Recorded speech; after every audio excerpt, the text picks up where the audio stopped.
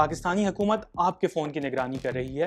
Amnesty international के मुताबिक इसके इम्कानात काफ़ी ज़्यादा हैं। ह्यूमन राइट्स पर काम करने वाली इस तंजीम ने अपनी रिपोर्ट में दावा किया है कि करोड़ों पाकिस्तानियों की फ़ोन टैपिंग और फायरवॉल के ज़रिए निगरानी या सर्वेलेंस हो रही है और ये निज़ाम चाइनीज़, यूरोपियन और नॉर्थ अमेरिकन कंपनीज़ की मदद से चलाया जा रहा है। एमनेस्टी इंटरनेशनल का कहना है कि इस निज़ाम से सोशल मीडिया पर तनकीदी मवाद और इख्तलाफी आवाज़ों को सेंसर किया जा सकता है और माहिरीन का कहना है कि एक ऐसा निज़ाम है जिसे पाकिस्तानी सार्फिन की कॉल्स, टेक्स्ट और दीगर डाटा तक रसाई के लिए इस्तेमाल किया जा सकता है। रिपोर्ट में दो टूल्स का जिक्र किया गया है, एक LIMS और दूसरा WMS 2.0। पहले LIMS पर बात करते हैं।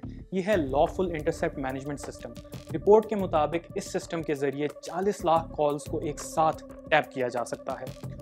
दूसरी चीज़ WMS 2.0 यानी वेब मैनेजमेंट सिस्टम का दूसरा वर्जन है। ये इंटरनेट फायरवॉल है जो एक बार में 20 लाख इंटरनेट सेशंस को बंद कर सकता है। इसे इंटरनेट के मवाद को सेंसर या फिल्टर करने के लिए भी इस्तेमाल किया जा सकता है। इस फायरवॉल की इब्तिदा एक कैनेडियन कंपनी की टेक्नोलॉजी से की गई।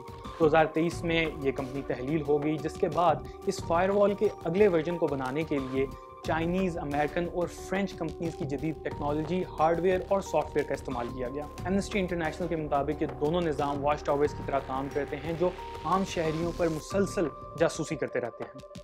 एमनेस्टी इंटरनेशनल की सेक्रेटरी जनरल ने बयान दिया है कि पाकिस्तान में लोगों के टेक्स्ट, ईमेल्स, कॉल्स और इंटरनेट तक रसाई सब की जांच पड़ताल की जा रही है, लेकिन लोगों को इस मुसलसल निगरानी का कोई इल्म नहीं।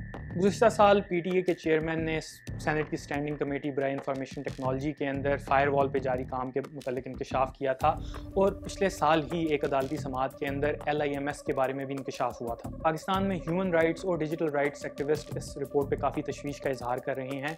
उनके मुताबिक फायरवॉल के मुतालिक उनके जो तहफ़्फ़ुज़ात थे वो दुरुस्त साबित हो रहे हैं। निगरानी के इस निज़ाम में शफाफियत बहुत कम है और इस निज़ाम के ज़रिए इंसानी हकूक़ की खिलाफ वर्जी हो सकती है और इसे सियासी मकासद के लिए भी इस्तेमाल किया जा सकता है।